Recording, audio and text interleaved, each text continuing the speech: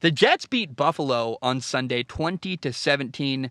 There are two big storylines from this game. Number one, in this game, the Jets' previous game against New England, their quarterback, Zach Wilson, was kind of reckless with the football. He threw 3 interceptions, and I didn't expect the Jets to win this game. All I wanted from this game was that their young quarterback, Zach Wilson, would make progress and play a cleaner football game. I'm like, hey, just no reckless, crazy throws, protect the football. And I am happy to report that not only did Zach Wilson make no stupid throws against Buffalo, but also the Jets surpassed my expectations and found a way to win this football game. Zach Wilson was 18 for 25 passing for 154 yards, 1 touchdown, no interceptions. He did lose a fumble, which I don't love. He got sacked by Von Miller, was holding onto the ball with one hand. You got to have 2 hands on the football when you're moving around. Really anytime, hopefully, but especially within the pocket. He got hit, ball got stripped. That's not great, but that's an easy coaching point where you do a drill all week. Hey, Zach, 2 hands on the football. To me, Zach Wilson's potential is obvious, and he's only in his second year. I believe in year 3 is when you start to raise your expectations during a quarterback's career.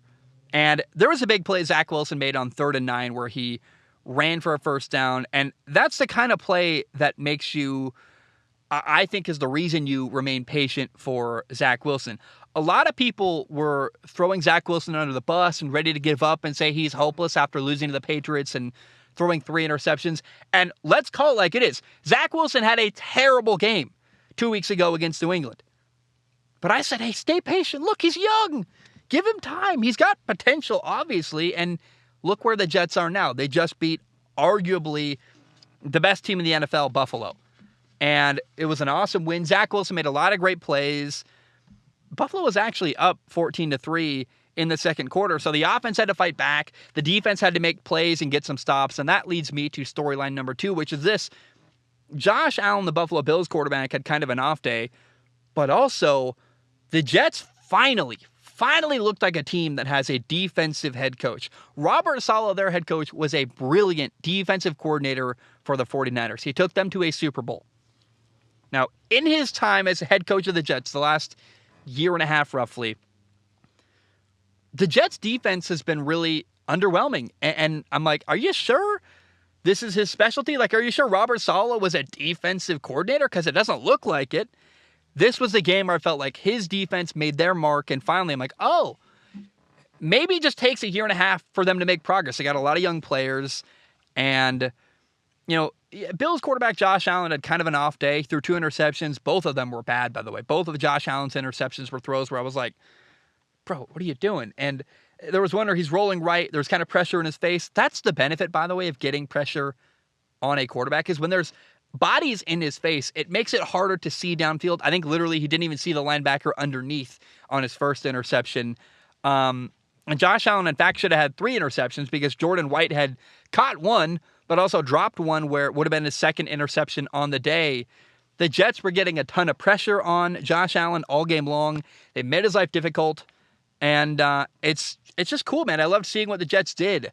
All around, it was an awesome game. Their running backs, Michael Carter and James Robinson, have already become a good 1-2 punch. They just traded for James Robinson after Breece Hall, their running back, got hurt, tore his ACL out for the year. I mean, when they come back next year, you got Breece Hall, James Robinson, and Michael Carter. James Robinson in this game ran 13 times for 48 yards. Michael Carter had 12 carries for 76 yards and a touchdown run.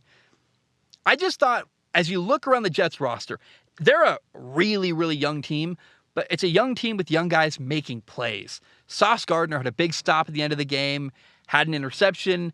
Zach Wilson made some clutch throws on 3rd down. First-round receiver Garrett Wilson had 8 catches for 92 yards. Just young talent everywhere across this Jets locker room. And I walked away from the Jets' victory over Buffalo feeling like, this is progress, man. Like, Zach looks really good. The defense is getting better. And I've got a lot of hope for the future of the Jets. I think good things are coming in New York.